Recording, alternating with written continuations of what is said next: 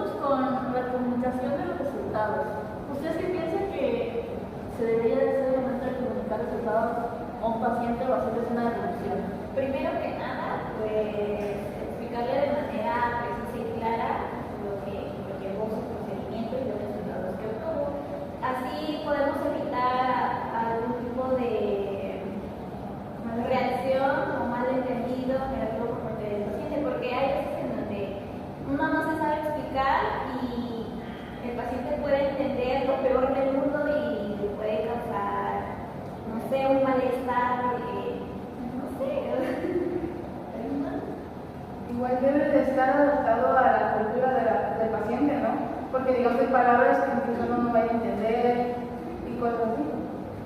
Y pues igual no estar alterando o modificando los resultados, porque pues eso también puede afectar. Hay veces que pues debemos de tratar de dar los resultados de la manera más clara y de la manera en la que el paciente lo puede entender, pero pues en esto no debemos de omitir lo que es, o sea, realmente dar el resultado en cuestión y cerciorarnos de que realmente el paciente lo interprete de una buena manera. Y también debemos hacer un buen uso de la información o los datos que tengamos respecto a la evaluación que se hizo. Obviamente, al momento de hacer la devolución, no se le va a decir, oye, tienes, no sé, depresión. Se lo va a ir introduciendo poco a poco para que tampoco le llegue tan de golpe. También se tiene que dar estrategias de cómo sobrevivir esa situación, así cómo van a trabajar a partir de esa evaluación. Y estar abierto siempre a las dudas del paciente, a crear cada punto que aún todavía no comprende del todo. ¿Ustedes piensan que eso es correcto? Sí, también siempre manteniendo la confidencialidad del paciente, ¿no? Tratar de que pues no se vaya el resultado más allá, o por ejemplo en el caso de nosotras que hacemos prácticas, todos los resultados obtenidos siempre son fines académicos, no yéndonos más allá o exhibiéndolos o pues exponiendo todos estos casos que vemos y la obtención del resultado de las prácticas pues a un público que pues no se debe dar. También la comunicación de resultados no solamente se da en consulta, en terapia, en un consultorio, sino también en investigaciones. Por ejemplo, si tú eres estudiante y tienes que hacer una investigación, tiene que ir tu nombre, tiene que ir tus créditos en esa investigación si tienes una participación activa. ¿A qué se refiere esto? A que se partió de tu idea, tú fuiste una parte fundamental en la metodología de esta investigación. Sobre la confidencialidad, pues nuevamente no podemos andar divulgando información privada sin autorización. Aquí es donde entra el consentimiento como universo de esta ya que también se debe de proteger los expedientes, registros y documentos. Además de que solo se puede compartir información que el involucrado permita. Si él no me da la autorización, tú no tienes por qué andar divulgando pues, información que no te corresponde o información muy sensible o información que pueda ser utilizada para poder identificar al paciente. Claro. No se le puede dar los expedientes o los datos de las evaluaciones a cualquier persona, solamente a personas que están capacitadas que tienen un papel fundamental en el procesamiento de esos datos.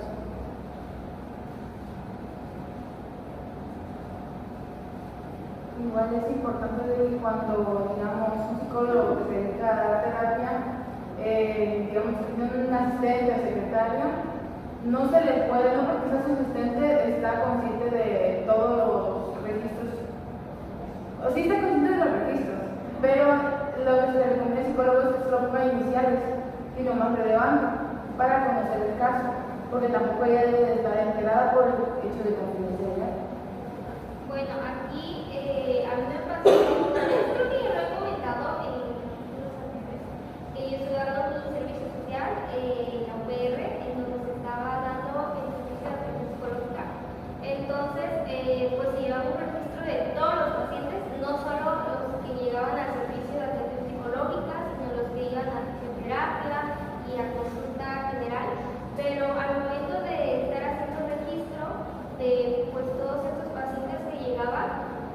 y actualizar el registro de los pacientes que ya estaban, se sentaba pues, la secretaria y yo, en este caso que era la que estaba yendo a prestar el servicio social, y o sea, teníamos acceso a todos los expedientes, a cada uno de los expedientes, con nombres, direcciones, diagnóstico. Entonces esto, pues en ese momento para mí no fue como algo como que fundamental o algo que me alarmara, pero yo ahorita, estando un poco consciente de lo que es el código ético, pues sí me da mucho que pensar de que el hecho de cuántas personas pasaron por ahí y cuántas seguirán pasando, que pueden llegar a tener la lista de todas esas personas, ¿no? Incluso había veces que pues llegaban los pacientes y yo identificaba de que, pues es fulanita, pasa el expediente, porque tenía yo que pasar el expediente al psicólogo o a quien le iba a dar la consulta. Entonces es como el que llega y ya lo identificaba, pues es fulanita, ya me iba yo por el expediente y lo pasaba. Pero o sea, el punto es de que cuántas personas no tuvieron ese acceso a ver el diagnóstico, a ver el expediente de las personas, y pues de esa manera se divulgaba todos los datos personales. Y al final de cuentas era pues una violación de datos confidenciales. Igual el psicólogo debe de planear por adelantado su confidencialidad de los registros de un paciente en caso de que, no sé, muera, se lesione, ya sea tanto el paciente como el psicólogo. Tiene que estar como tener cuidado, mucho cuidado en esa área. Y bueno, concluyendo con este capítulo, que es el capítulo 3, pues se centra en el uso de los resultados y la comunicación de estos. Prácticamente debemos de darle un buen uso, proteger la integridad y confidencialidad de lo que caracterizamos al paciente. Y ahora nos vamos a pasar al capítulo 4, que es de las relaciones que establece el psicólogo. Primero empezamos con la relación de autoridad. Aquí pues nos indica que el psicólogo o maestro, profesor, no debe de hacer ningún tipo de explotación, engañar a personas sobre lo que ejerce la autoridad en evaluaciones, supervisión o, como ya mencioné, profesores que vigilan a sus estudiantes, supervisados, empleados, participantes en una investigación y clientes o pacientes. Creo que uno de los principales ejemplos podría ser cuando los maestros, no cuando los maestros, uno que otro maestro se aprovecha de su posición de ser maestro y precisamente por eso, pues ejerce cierto tipo de explotación hacia sus alumnos. Yo que sé, como por ejemplo cuando un maestro de 15 años un compañero iba a reprobar solo porque sí. O sea, creo que ese sería un gran ejemplo de este artículo. Sí, también cuando están en sus prácticas te sobrecargan de tareas y pues no se hacen responsables de lo que les toca, te responsabilizan de todo lo que les toca a ellos. Es un ejemplo de explotación.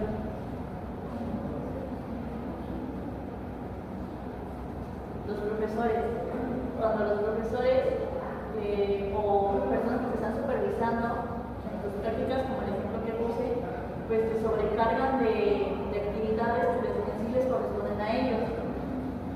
Sí, por eso es importante también proteger el bienestar y los derechos de los sujetos a los que se les hace una práctica, ¿no? Digamos, nosotros que vamos a práctica, pues debemos tener en cuenta el bienestar y sus derechos de los estudiantes.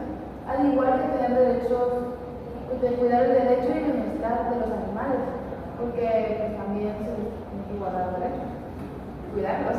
Sí, de hecho, se menciona mucho esto, de que los traten de forma humanitaria, que todo lo que le hagan sea conforme a los derechos de los propios animales.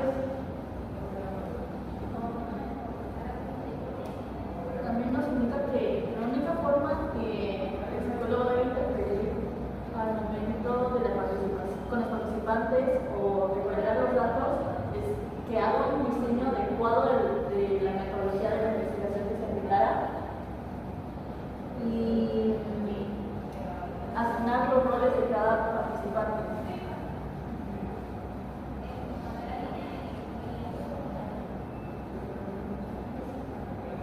igual se asegura de que vuelven a llevar a los animales.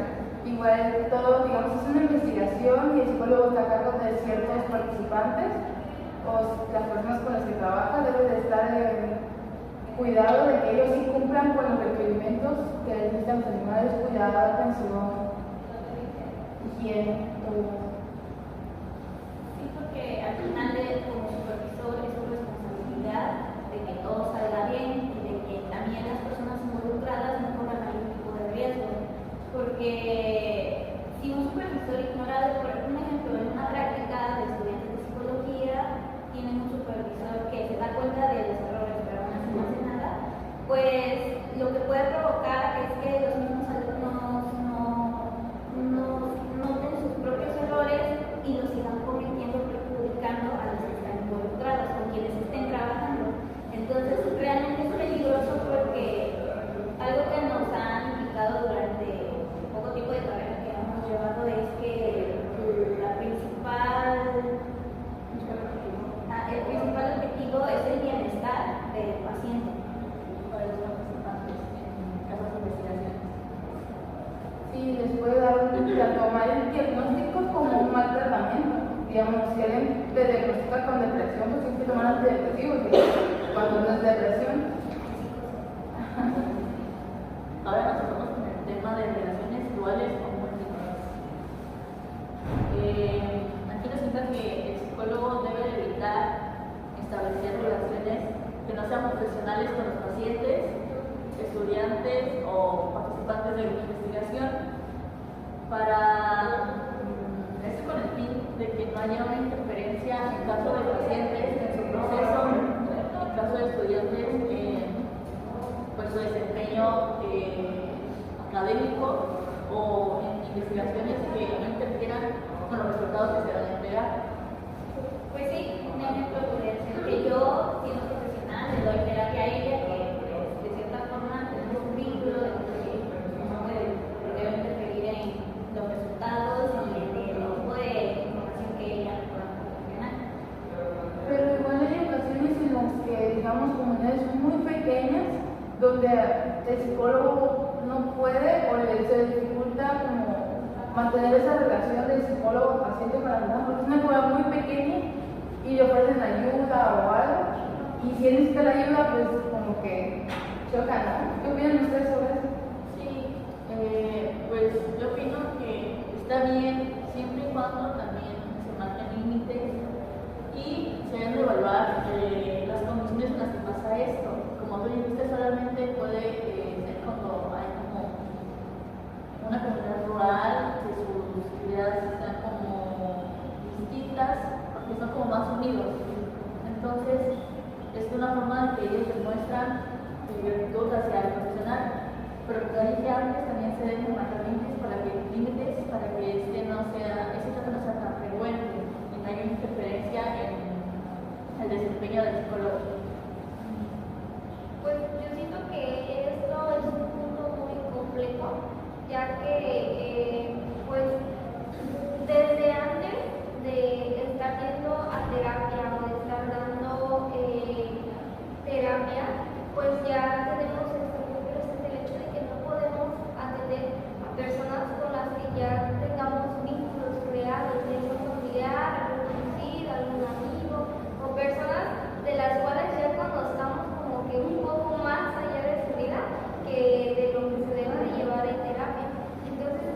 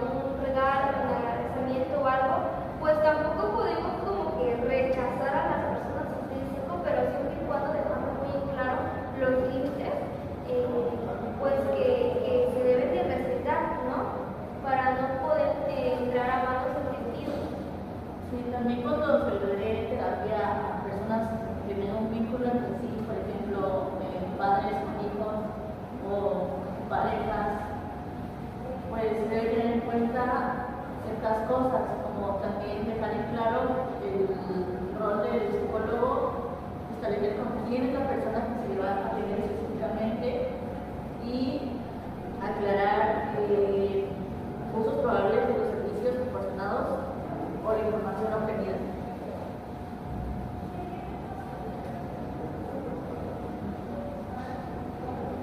Y también aplica cuando se le proporciona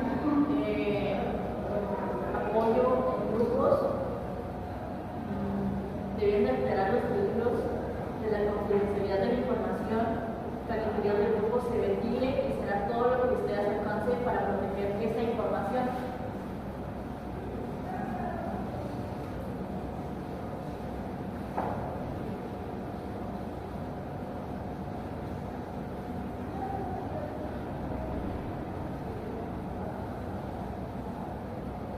Bueno, vamos a pasar con las relaciones sexuales.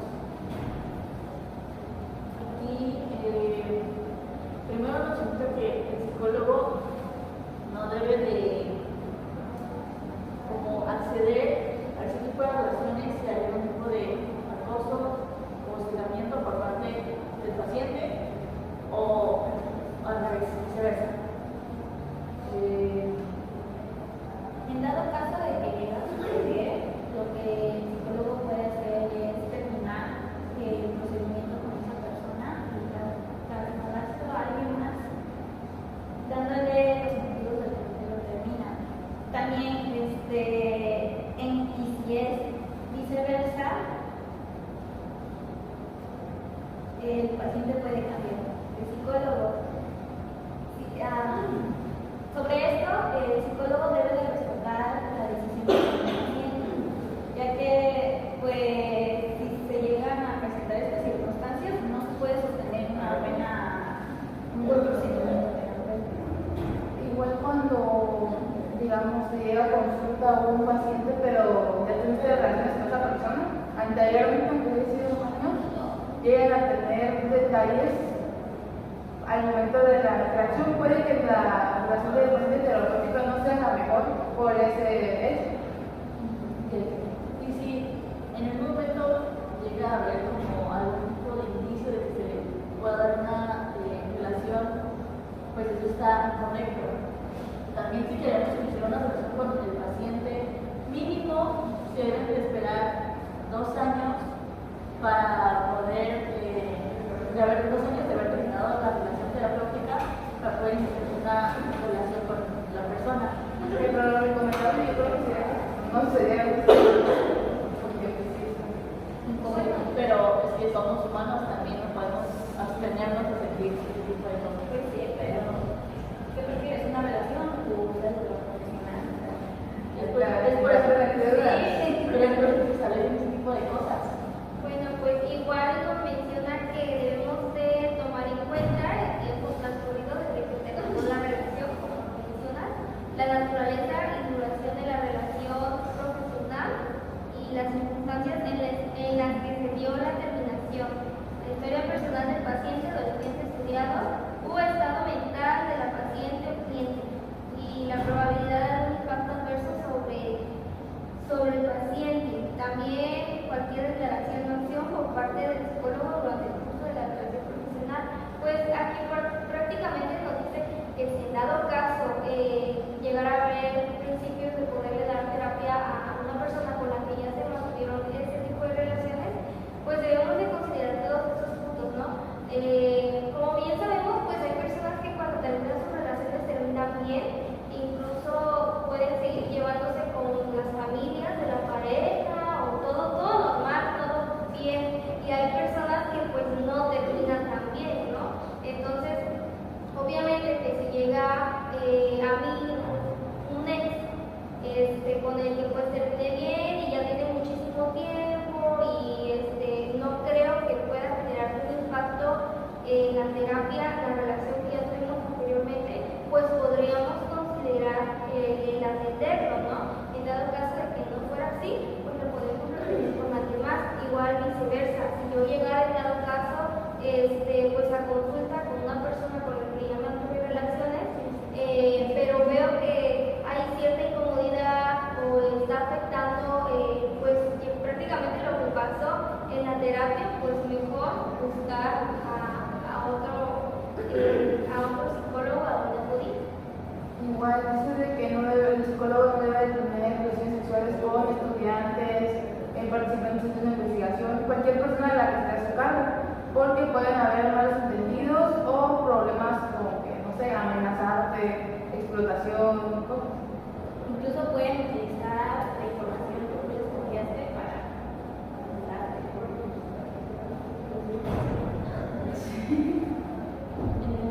Bueno, ahora nos pasamos a las relaciones económicas. Que aquí nos establece cómo es el pago también. No sé si les ha pasado que a veces no tienen el dinero a la mano para pagar las sesiones. Entonces, pues algunos por miedo o por pena dejan de asistir a las sesiones, pero se les puede dar la alternativa de que cuando puedan o tengan la asistencia económica nos vayan pagando para que no abandonen el proceso que ya llevan.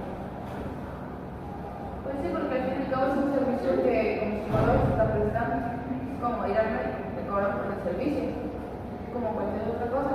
Igual en caso de que esa persona, digamos, lleva varias sesiones y no paga, se te van a tomar medidas legales, entonces, pero también es importante notificarse al paciente, oye, no me has pagado y hay que tomar ciertas medidas, explicarle qué medidas.